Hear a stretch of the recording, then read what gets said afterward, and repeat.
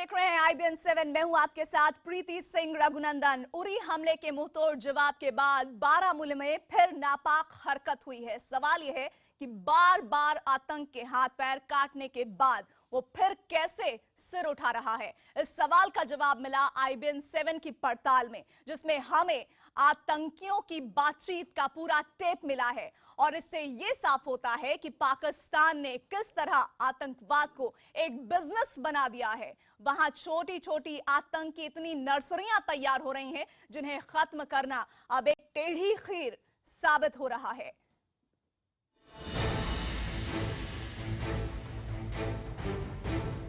पठानकोट, पुंछ, उरी, गुरदासपुर और ऐसे ही अनगिनत हमले। इस कड़ी में सबसे ताजा हमला है बारामूला। इससे एक बात फिर साफ हो गई कि पाकिस्तान अपनी हरकतों से बाज नहीं आएगा। भारत के खिलाफ आतंकी वारदातों को अंजाम देने की उसकी साजिशें कभी खत्म नहीं होंगी।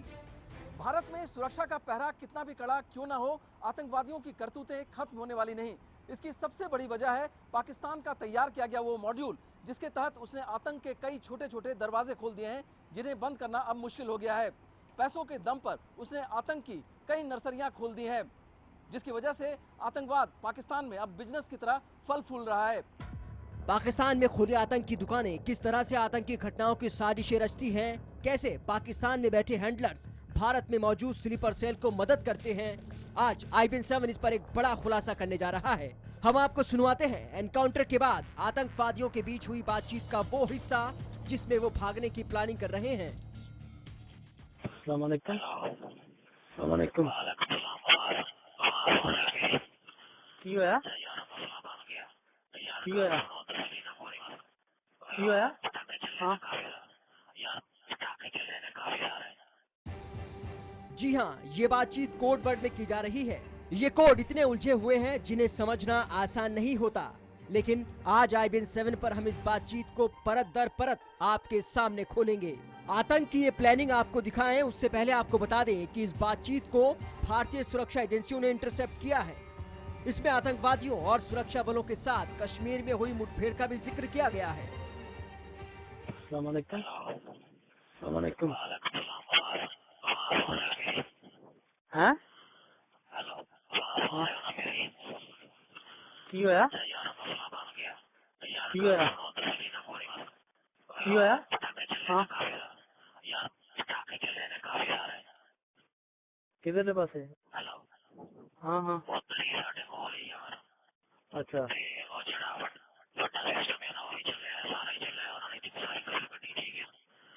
अच्छा। कौन पहुंच गए?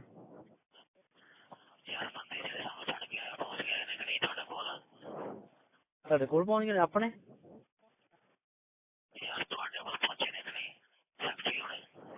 हाँ पहुंच गए ने।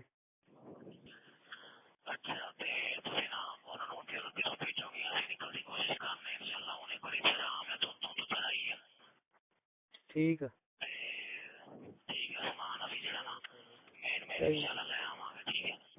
ठीक है।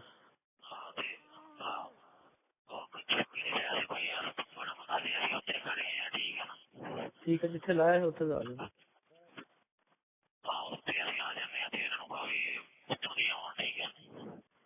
ठीक है।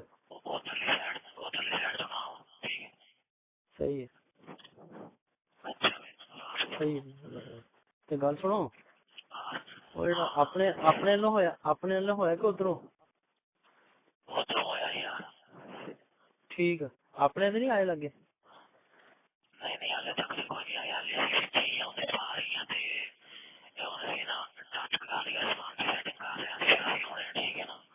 हैं?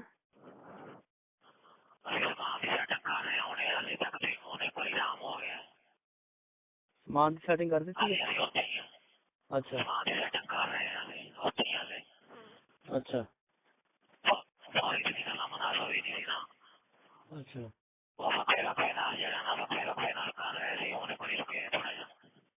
अच्छा ठीक है।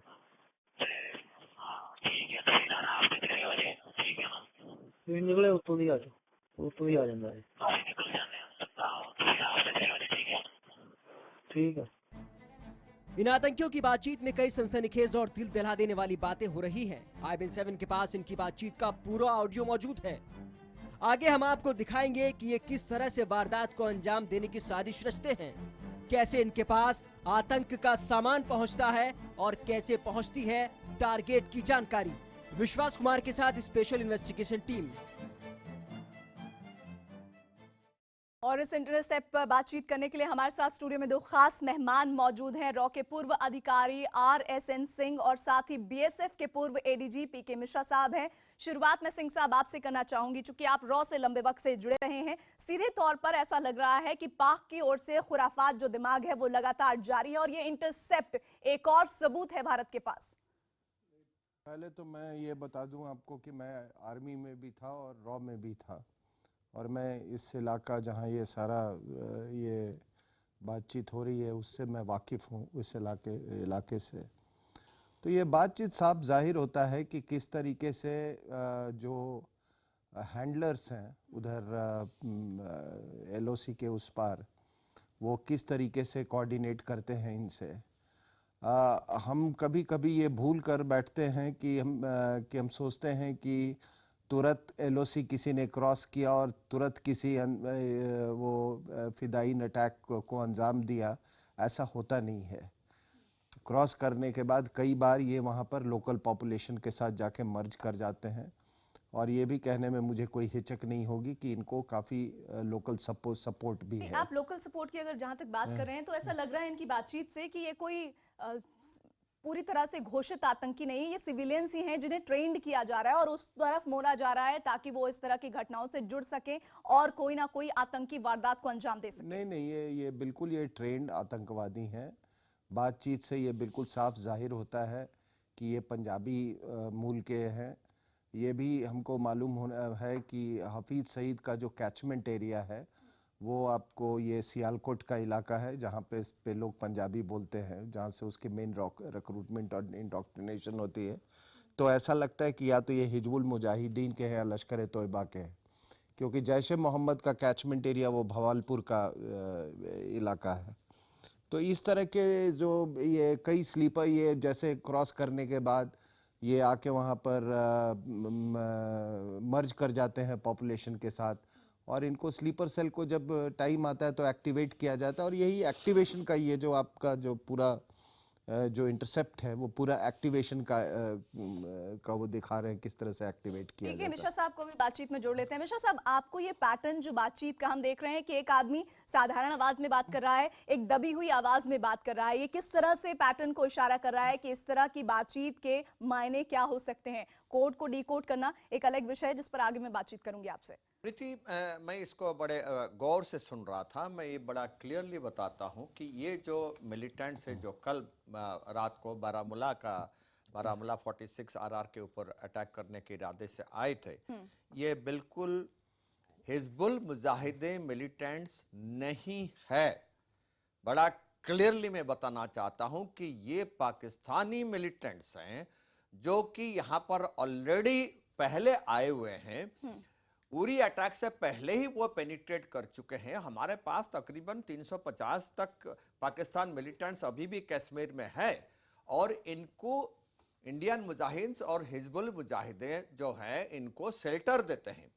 और ये जो कम्युनिकेशन अभी हो रहा था, इनका कम्युनिकेशन जो है सिक्योर मोड में, उनका ट्रेनिंग कैंप और लंचिंग पैड और हाफिज सईद का ग्रुप्स और ISI के हैंडलर्स इनके साथ बाकायदा ताल्लुकात है, और ये वहाँ से उनको कंप्लीट इंस्ट्रक्शन देते हैं। और इनको पेनिट्रेट करने के बाद दो तरीके का होता है। पेनिट्रेशन खाली हाथ में भी करते हैं, कुछ पेनिट्रेशन वेपन्स के साथ होता है, लेकिन उनको श्रीनगर में, कश्मीर में उनको वेपन्स और एक्सप्लोसिव्स अपने आप मिल जाता है, क्योंकि उनका स्लीपर सेल्स वहाँ पर मौजूद हैं। आप नावेद को देखिए, नावेद जो उधमपुर बस स्टैंड ब्लास्ट में पकड़ा गया था, नावेद कम से कम 3 महीना पहले वो पेनिट्रेट किया हुआ था, और वो गांव 4-5 गांव में रहा था, और उसको ट्रेनिंग दिया गया था कि बारामूला में और उधमपुर में कैसे ऑपरेट करना है। तो इनका हैंडलर दोनों साइड में है। हैंडलर मुजफ्फराबाद में है, केल में है, और उनका हैंडलर बारामूला में भी है, श्रीनगर में भी है, अनंतनाग में है और पामपुर में है। और इसमें देखा जाता है, मैं ये बताना चाहता हूं जी, कि जी। अभी जो है फिलहाल है हमारा सलाउद्दीन ग्रुप जो है, जो मुजफ्फराबाद में सलाउद्दीन का ग्रुप अभी ज्यादा एक्टिवेट हुआ है। लास्ट 4 महीने से सलाउद्दीन काफी ऊपर जा चुका है, क्योंकि हिजबुल मुजाहिद जो डोमिनेट जो बिल्कुल नीचे रहा था, मिश्र साहब, नीचे मैं स्तर आपको में यहाँ पर गया था। रोकूंगी। अभी तक हमने आतंकी की आतंकी से बातचीत सुनवाई, अभी आपने हैंडलर का जिक्र किया। हम अपने दर्शकों को उसी से जुड़ी हुई रिपोर्ट दिखाना चाहती हूँ, और ये हम समझने की कोशिश करेंगे कि आखिर जब हम फोन इंटरसेप्ट कर लेते हैं, हमें जानकारी मिल जाती है, तो हम इन तक पहुंच क्यों नहीं पाते, और इन तक पहुंचना क्या इतना मुश्किल है, ये भी आप दोनों से समझने की कोशिश करेंगे। IBN 7 के हाथ लगे इस एक्सक्लूसिव टेप में पाकिस्तान में बैठे आतंक के आकाओं और भारत में छिपे उनके गुर्गों की बातचीत भी है। और साथ ही आपको बता दें कि इस सनसनीखेज बातचीत में यह भी खुलासा होता है कि कैसे किसी आतंकी वारदात को अंजाम देने की तैयारी शुरू होती है, कैसे टारगेट को पहचाना जाता है, कैसे किस तरह से खेलने के लिए जरूरी सामान आतंकियों तक पहुंचाए जाते हैं। देखिए इस रिपोर्ट में, फिर बातचीत को आगे बढ़ाते हैं।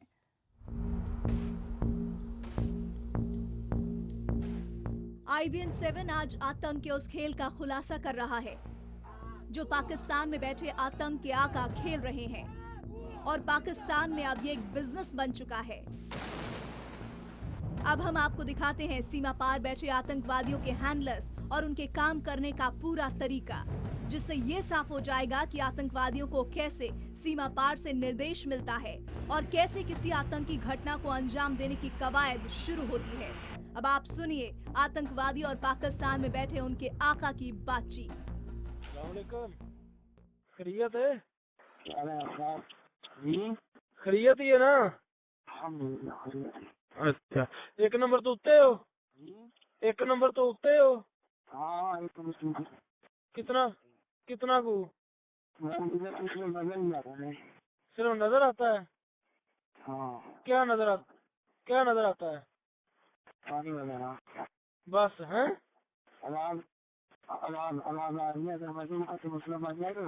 हाँ,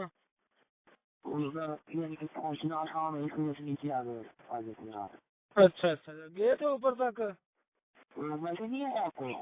हाँ चलो देख लेते हैं, ठीक है, सही है। और सब खैरियत है? ठीक है, हाँ हाँ हाँ,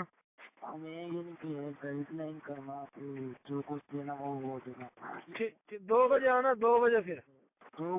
हाँ 2 बजे याद रखना।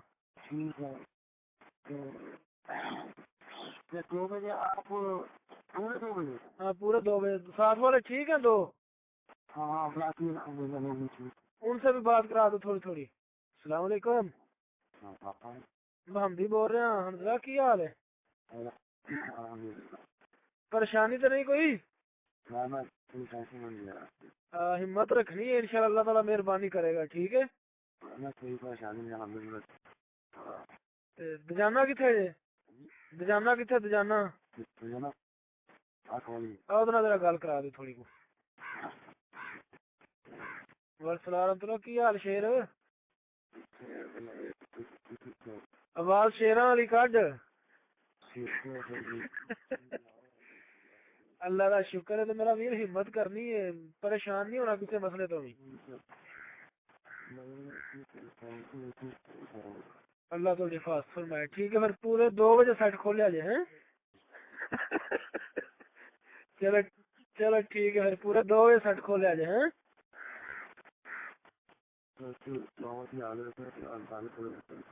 हाँ करा दे। पाकिस्तान में बैठे इन आतंकवादियों के आकाओं ने इनका हालचाल जानने के बाद आगे के प्लान की तैयारी शुरू कर दी। बातचीत कहीं पकड़ में न आए, इसलिए नए सिम कार्ड भेजने की बात की जा रही है। वालेकुम सलाम अब्दुल्ला जी। क्या हाल है जनाब? अल्लाह का शुक्र, आप सुनाए? ठीक है? शुक्र शुक्र, आप ठीक है? तबीयत ठीक है? बिल्कुल जबरदस्त। पहचाना? हाँ थोड़ा बहुत आइडिया है। कौन? वो नाम तुम्हारी भाई के साथ खराब होता था, बीच बीच में करते थे मेरे साथ। उमेर हमजा बात कर रहा हूँ जी। उमेर हमजा, क्या हाल जी है? जी अल्लाह का शुक्र, आप सुनाए? अल्हम्दुलिल्लाह, आप ठीक है? तबीयत ठीक है? जी जी। आप कौन? आपने किसको कॉल की? नहीं बता रहे आप कौन इब्राहिम। हैं? इब्राहिम। बिल्कुल बिल्कुल। आप ठीक है? तबीयत ठीक है? अल्लाह का शुक्र है, आप सुनिए। हाँ अल्हम्दुलिल्लाह। आज कैसे याद किया काफी? अब असल में मेरे पास ये सिस्टम नहीं रहता ना, तो इस वजह से मैं बात नहीं कर सकता। तो बस गुजारिश यही है कि इस नंबर पर एक दो कार्ड जो है ना वो सिर्फ और अगर सेंड हो जाए तो मेहरबानी होगी। मैं करूँगा, अभी करता हूँ अभी। चलिए सही है। तो बाकी आप अगर लिखना चाहते हैं लिखिए। सेंड कर दें वो अच्छा मैं करता हूँ। दो बात कर दें फिर। बस ठीक है मैं करता हूँ। और पाकिस्तान में बैठे आतंकिया का आतंकी मिशन के दौरान कोड वर्ड का इस्तेमाल करते हैं। जी हाँ, वो जुमले जिनकी मदद से आतंकिया का अपने रंग रूटों के साथ नापाक साजिशों का ब्लूप्रिंट तैयार करते हैं, ताकि कोई अगर इनकी बातचीत को सुन भी ले तो समझ ना सके। आगे हम आपको दिखाएंगे उनके कोड वर्ड का मतलब क्या होता है। विश्वास कुमार के साथ स्पेशल इन्वेस्टिगेशन टीम। सुनने में बहुत साधारण लग रही है ये भाषा, लेकिन इतनी साधारण नहीं है ये भाषा, और यही समझने के लिए हमारे साथ दो खास मेहमान स्टूडियो में मौजूद हैं। मिश्रा साहब अभी जिक्र कर रहे थे कि हैंडलर्स के साथ किस लहजे में बात होती है आतंकियों की। सिंह साहब, इस पर आपका रिएक्शन चाहूंगी। क्या इन कोड्स को जो बातचीत में हमने सुने आसान होता है डिकोड करना? इतना मुश्किल भी नहीं होता, इतना मुश्किल भी नहीं होता। लेकिन वो जो बात कर रहा है कि वो कोई स्पेशल इक्विपमेंट की बात कर रहा है, कह रहा है कि मेरे पास नहीं है, तो ये नॉर्मल आपका मोबाइल फ़ोन से बातचीत नहीं है। ये एक तरह का रेडियो सेट इनको मुहैया करवाया गया है, पहली बात। और सिम कार्ड्स को भी लेने देने की बातचीत हो रही है। दूसरी बात ये है कि वो जब वो, क्योंकि वो एक स्पेशल इक्विपमेंट है, तो वो टाइम दे रहे हैं कि भाई आप 2 बजे हम फिर से, मतलब वो टाइमिंग होता है कि आप 2 बजे खोलेंगे, फिर आप फिर 4 बजे खोलेंगे, फिर 6 बजे खोलेंगे। इस तरह का नहीं है कि आप मोबाइल फ़ोन से मिस्ड कॉल आपने दे दिया तो मतलब कोई मैसेज है। तो ये देखिए ये क्या है कि इसको सिस्टम को इस तरह समझ लीजिए कि ये कोई अटैक के पहले ही केवल ये नहीं हो रहा है एक्सचेंज जो है, ये कई हफ्तों से, कई महीनों से ये इस तरह का एक्सचेंज इनकी आपस में होते रहती है। आपने एक सवाल पूछा कि क्या पता लगाया जा सकता है कि नहीं, ज़रूर पता लगता है। और कई जो वारदातें जिसको हम न्यूट्रलाइज कर देते हैं, जो उनके प्लान्स होते हैं, उसके बारे में आपको इतनी जानकारी नहीं मिलती है। लेकिन कई बार जब हम पिन पॉइंट नहीं कर सकते हैं या लोकेशन चेंज कर गया, तो उस समय जो ये अलर्ट जारी होता है, हम लोग यूं ही उसको सोचते हैं कि अलर्ट बिना सोचे समझे कोई। सिंह साहब, मुझे मिश्रा साहब से भी इसी बात पर जिसका जिक्र आप कर रहे हैं उस पर रिएक्शन चाहिए होगा। वो ये कि मिश्रा साहब, जैसा अभी हम बातचीत कर रहे हैं, क्या इन कोड्स को इंटरसेप्ट जब हम कर लेते हैं, इन तक पहुंचना इतना आसान है? लोकेशन ट्रेस करना इनका बहुत आसान होता है या फिर बहुत दिक्कतें होती हैं, और जब तक हम पहुंचते हैं तब तक लोकेशन चेंज हो चुकी होती है? मैं अरविंद सिंह साहब के साथ सहमत हूं कि ये जो कम्युनिकेशन अभी हम देख रहे थे, ये कम्युनिकेशन बिल्कुल HF और VHF सेट के थ्रू से हो रहा है। ये कोई मोबाइल कम्युनिकेशन नहीं है। और दूसरा है, जो हमारा हैंडलर जो पाकिस्तान में बैठा है, उसका जो फ्रीक्वेंसी है, वो फ्रीक्वेंसी कंस्टेंट रहता है। उसका पिन पॉइंट से 10 फिगर ग्रिड रेफरेंस हमें पता लग जाता है, क्योंकि ये नहीं कि हम उसको कम्युनिकेट कर नहीं सकते, हम उसको पता लगा नहीं सकते, वो बकायदा पता लग जाता है और हमें पता है कि कौन सा कैंप से ये हो रहा है। लेकिन जो इंडियन साइड में उनका जो हैंडलर और इंडियन साइड का जो मिलिटेंट उसमें बात कर रहा है, वो क्या होता है, वो अपना लोकेशन उस टाइम पर लोकेशन तो पता लग जाता है, लेकिन क्या होता है जब आप उसको कोशिश करके वहां तक पहुंचेंगे, वो तब तक जगह चेंज हो जाती है। इसी पर मैं आपसे, आप दोनों से आगे बातचीत करूंगी। मुझे एक ब्रेक के लिए रुकना होगा। ब्रेक के बाद हम ये सोचने और समझने की कोशिश करेंगे कि इन्हें रोकने का तरीका क्या है। क्या ये ऐसा सिरदर्द है जिसे ताउम्र भारत को झेलना पड़ेगा? क्या इनका अंत पूरी तरह से हो सकता है? इसी पर बातचीत को आगे बढ़ाएंगे एक ब्रेक के बाद। आप देखते रहिए IBN 7।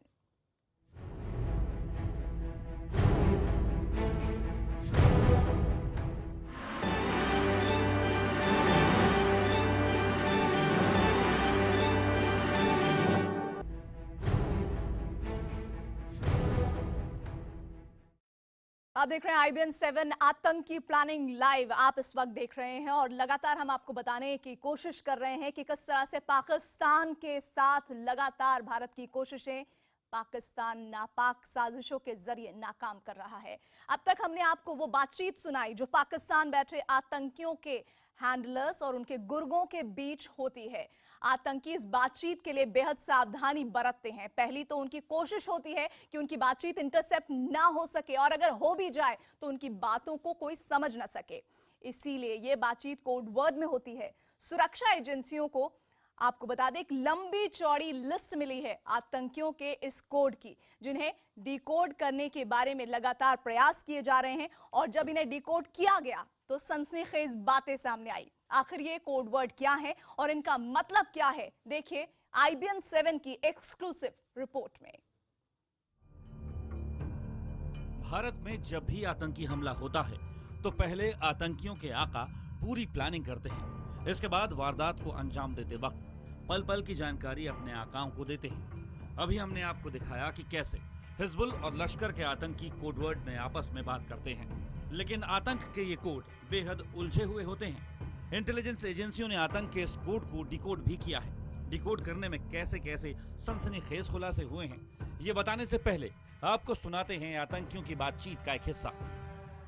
हाँ? की होया? की होया? की होया? हाँ। किधर के पास है? हाँ हाँ। अच्छा।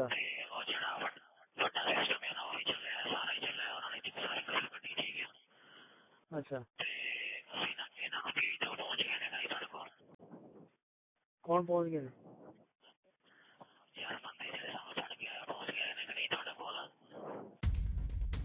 इस बातचीत में ऐसे कई शब्दों का इस्तेमाल किया गया है जिसका मतलब समझना आसान नहीं है। सुरक्षा एजेंसियों ने इनकी बात को इंटरसेप्ट करने के बाद इन कोड को डिकोड किया है, जिसके बाद आतंकियों की खौफनाक खूनी साजिश का खुलासा हुआ। आपको बताते हैं कि इस बातचीत में इस्तेमाल कोड का मतलब क्या है। बातचीत में कहा गया है कि पटाखे चल गए, इसका मतलब है एनकाउंटर हुआ है। बातचीत में इस्तेमाल शब्द असला और अमानत का मतलब हथियार और गोला बारूद है। बड़े सफर को गए का मतलब एनकाउंटर में मारे गए और चीजें का मतलब रॉकेट लॉन्चर जैसे हथियार होता है। अगला हमला किस तरह से होगा और हमले में किस हथियार और किस तरह के गोला बारूद का इस्तेमाल होगा, निशाना कहां और कौन होगा, इस सब के बारे में भी कोडवर्ड में ही बातचीत होती है। आतंकियों ने हथियारों के लिए अलग अलग कोडवर्ड बना रखे हैं। जैसे चड्डी का मतलब बंदूक, देशी घी का मतलब बारूद के प्रकार है, जबकि डिस्पोजेबल का मतलब डेटोनेटर होता है। इसके अलावा IED के लिए माल शब्द का इस्तेमाल किया जाता है। अगर बातचीत में डंडे 1.5 लीटर की बात हो रही है तो समझिए 1.5 लाख की बंदूक की जरूरत बताई जा रही है। और अगर आतंकी आलू और राजमा की बात करें तो इसका मतलब हथियार, ग्रेनेड और गोलियां हैं। हथियारों के अलावा आतंकियों ने अपनी जरूरत के दूसरे सामानों के लिए भी कोड वर्ड बना रखे हैं। साथ ही वो किसी बड़ी शख्सियत का नाम भी कोड में ही लेते हैं। जैसे अगर आतंकी को चीफ मिनिस्टर कहना होता है तो वो CC1 का इस्तेमाल करते हैं। अगर उसे पैसों के लिए बात करनी होती है तो वो फालूस शब्द का इस्तेमाल करता है। सिर्फ 5 कहने का मतलब 5 लाख रुपए होता है। सबसे खतरनाक हमलावर यानी फिदाइन को आतंकी भाषा में खुदकुश कहा जाता है। आतंकियों के इन कोडवर्ड को तोड़ना सुरक्षा एजेंसियों के लिए एक बड़ा सिरदर्द होता है, क्योंकि पाकिस्तान में एक दो नहीं बल्कि सैकड़ों आतंकी फैक्ट्रियां खुली हैं जो अलग अलग कोड का इस्तेमाल करती हैं। इसके अलावा आतंकी वक्त के साथ अपने कोड वर्ड बदलते रहते हैं। ऐसे में सुरक्षा एजेंसियों को लगातार इनके कोड को डिकोड करने के लिए काम करना पड़ता है। विश्वास कुमार के साथ स्पेशल इन्वेस्टिगेशन टीम। तो हमने बहुत ही थोड़े जो इंटरसेप्ट किए हैं उनके मतलब डिकोड करने की कोशिश की है और आपको बताने की कोशिश की है कैसे बातचीत के आधार पर बड़ी साजिशों को अंजाम दिया जाता है, जिन्हें समझना बहुत आसान नहीं होता है। हमारे साथ 2 खास मेहमान लगातार स्टूडियो में बातचीत के लिए मौजूद हैं। रॉ के पूर्व अधिकारी हमारे साथ जुड़े हुए हैं, RSN सिंह साहब, और साथ ही साथ ADG PK मिश्रा साहब भी हैं। लगातार इन महकमों से जुड़े हुए लोगों के साथ जुड़ने का मकसद सीधे तौर पर यह है कि आपको हम सटीक जानकारी दे पाएं कि इन इंटरसेप्ट्स का आखिर मतलब क्या होता है। PK मिश्रा साहब, सीधा सवाल आपसे मैं जानना चाहती हूँ वो ये कि क्या इन इंटरसेप्ट के जरिए उन लोकेशन तक पहुंचा जा सकता है, और अगर हाँ, क्या वाकई इन्हें पकड़ा भी जा सकता है? क्या ये सब करना इतना आसान होता है? ये करना इतना आसान नहीं है, लेकिन ये संभव है और हम कर सकते हैं, हम किए भी हैं। आबू गाजी को मारना, ये बकायदा इसी के माध्यम में, ये जो फ्रीक्वेंसी उनका चला, डिस्कशन हो रहा था आबू गाजी और सलाउद्दीन के बीच में, तो इसको इंटरसेप्ट किया गया और डायरेक्शन फाइंडर से बकायदा पता लग गया कि आबू गाजी किस पिन पॉइंट जगह पर है और उस जगह पर उसको मारा गया। जो मारा था वो आपके सामने बैठा हुआ है। प्रीति, मैं आपसे बता रहा हूं, जिन्होंने आबू गाजी को मारा था वो आपके सामने बैठा है और वो ऑपरेशन जो हुआ था वो बकायदा 10 फिगर ग्रिड रेफरेंस हम आबू गाजी का पकड़े थे और इसी के माध्यम में अभी हम इसका कोड साइन बता रहे थे। ये जो कोड साइन चेंज कर रहे हैं, ये इनका कोड साइन बहुत आसान है तोड़ना, ऐसा कोई बड़ी बात नहीं। हमारे जो साइफर ऑपरेटर्स होते हैं बहुत एक्सपर्ट्स होते हैं। हाँ, जो अरविंद सिंह बता रहे थे कि जब 300-400 पेजेस का इंफॉर्मेशन आता है, उसमें से छांट करके निकालना एवरीडे, वो तकलीफमंद चीज होता है। लेकिन जो एक्सपर्ट्स ऑपरेटर होते हैं वो बकायदा निकाल लेते हैं कि 3 दिन 4 दिन या 1 हफ्ते का अगर वो वॉच रखते हैं कि किस एरिया में क्या क्या चीज इस्तेमाल हो रहा है, उनको वर्ड्स का मतलब क्या होता है, 1 हफ्ते के बाद पता लग जाता है। हाँ, ये बात सही है कि after 1 week they change the code word. यही मेरा सवाल भी था जो मैं सिंह साहब से समझना चाह रही थी। सिंह साहब, जैसा कि अभी हमारे साथ मिश्रा साहब हैं, वो ये कह रहे हैं कि आसान होता है इन्हें डिकोड करना, लेकिन क्या ये डिजाइनिंग समय समय पर बदलती रहती है और इन्हें डिकोड करना फिर मुश्किल होता जाता है, यानी पड़ाव दर पड़ाव मुश्किलें बढ़ती जाती हैं इन इंटरसेप्ट्स को डिकोड करने की? नहीं, ये बदलता तो ज़रूर है, मतलब ये तो लाजमी है कि बदलता है, लेकिन जिस तरह का अभी आपने ये दिखाया ये कोड का, और जो जिहादी तंजीमें जितनी हैं, जो मेरा एक्सपीरियंस है, इनको डिकोड करना इतना मुश्किल नहीं है। कोई भी एक्सपर्ट वो ये बिल्कुल ही उसमें ये नहीं है। और तीसरी बात जो मेरा खुद का एक्सपीरियंस रहा है कि आप लाख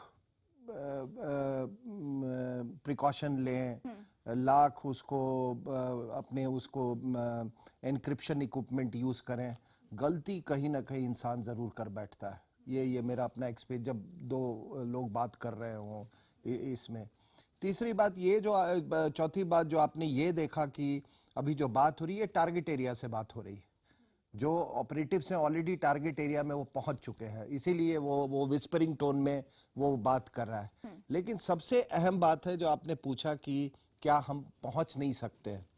देखिए, कई बार ये होता है कि जब अगर आपको इंटेलिजेंस हासिल करना है, तो आप अगर कोई रेडियो सेट रोज जनरेट कर रहा है कुछ कम्युनिकेशंस, तो आप उसको मॉनिटर करना कोशिश करेंगे ताकि आपको लार्जर पिक्चर जो है आपको मिलता रहे। और इसी लार्जर पिक्चर का परिणाम है कि हम पूरा जो नेटवर्क है अपरेटस, उसके बारे में पता चल जाता है। तो कई बार, और इतिहास में हमेशा ये रहा है कि आप जानते हैं कि वहाँ से ये बात हो रही है अक्रॉस द बॉर्डर, लेकिन आप उसको एक लॉन्ग रोप लैटिट्यूड देते हैं क्योंकि आप अगर उसको तुरंत कार्रवाई करेंगे तो जो आपको इंटेलिजेंस हासिल हो रही है वो आपको हासिल नहीं होगी। तो ये सारे डिसीजंस मतलब सोच समझ के लिए जाते हैं।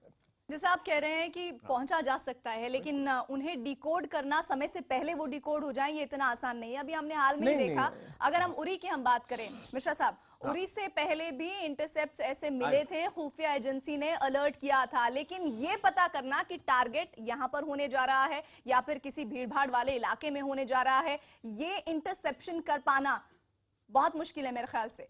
बिल्कुल प्रीति, आप सही बता रहे हो कि टारगेट कहाँ होगा, ये इसका कोड वर्ड वो चेंज करते रहते हैं। और आपके से मैं सहमत हूं कि ये उरी में अटैक होगा या तंगधार में अटैक होगा, ये पता लगाना बहुत मुश्किल है। लेकिन एक चीज हम बताएंगे, अगर अच्छे ऑपरेटर हैं, अगर वो लगातार उनको वॉच रख रहे हैं, उनका एरिया ऑफ ऑपरेशन बिल्कुल पता लग जाता है कि किस एरिया में वो ऑपरेट कर रहे हैं और उनका हैंडलर अपोजिट साइड कहां पर है।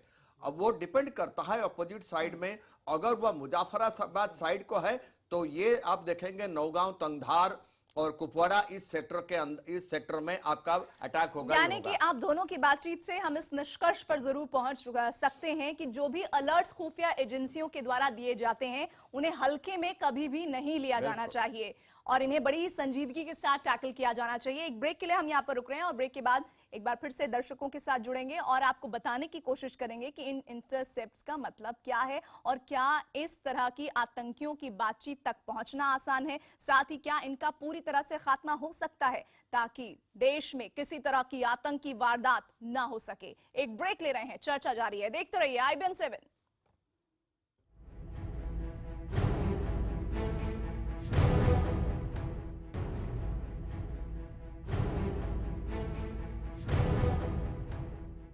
ब्रेक से पहले आतंकियों की लाइव बातचीत के बारे में हम बातचीत कर रहे थे। सीधे रुख करेंगे RSN सिंह के साथ, बातचीत आगे बढ़ाते हैं। सिंह साहब, लगातार बहुत सारी जो बातचीत है वो जो रेजिडेंट वहां पर हैं उनकी भी होती है, कैसे आप आइडेंटिफाई करते हैं कि ये जो बातचीत हो रही है ये टेररिस्ट ग्रुप से जुड़ी हुई बातचीत है? देखिए, एक बात मैं बता दूं कि आप जैसे ही आप इलेक्ट्रोमैग्नेटिक सिग्नल जनरेट करते हैं तो एक चीज़ जान लीजिए, it has no borders, it belongs to anybody and everybody. ठीक है, तो होता क्या है कि जब इतने सारे इलेक्ट्रोमैग्नेटिक स्पेक्ट्रम में इतनी सारी वो सिग्नल्स जनरेट हो रही हैं तो आप क्या करते हैं कि आप, एक तरीका है आप स्वीप सर्च करें, और वो स्वीप सर्च में क्या होता है कि कुछ इंपॉर्टेंट वर्ड्स होते हैं, कीवर्ड्स, तो जैसे ही वो होम ऑन करेगा, यानी कि एक तेज दिमाग चाहिए इन इंटरसेप्ट्स नहीं, को पकड़ने के लिए, और टेक्निकल साथ प्रोसेस की बात कर रहा हूँ, वो अपने आप ही होम ऑन करेगा। हाँ। जब वो कीवर्ड्स आपके पास आ गए तो आप एक सेलेक्टिव स्पेक्ट्रम का सर्च करेंगे उस पूरे स्पेक्ट्रम के बजाय, देन यू होम ऑन की ये स्पेक्ट्रम और जो लोग ये काम करते हैं उनका दिमाग बहुत शार्प होना जरूरी है। और हम सभी बहुत काम सारी के लिए- बातचीत इस इंटरसेप्ट से जुड़ी हुई नहीं, कर नहीं, सकते हैं, लेकिन समय की कमी है। आप दोनों ही खास मेहमानों का बहुत बहुत शुक्रिया हमारे साथ जुड़ने के लिए। लेकिन सीधे तौर पर जो अलर्ट्स खुफिया एजेंसियां जारी करती हैं उन्हें हल्के में नहीं लिया जाना चाहिए। इस बातचीत के बाद इसी निष्कर्ष पर निकला जा सकता है। एक ब्रेक हम ले रहे हैं, आगे देखिए अर्पिता आर्या के साथ सुपर गेम।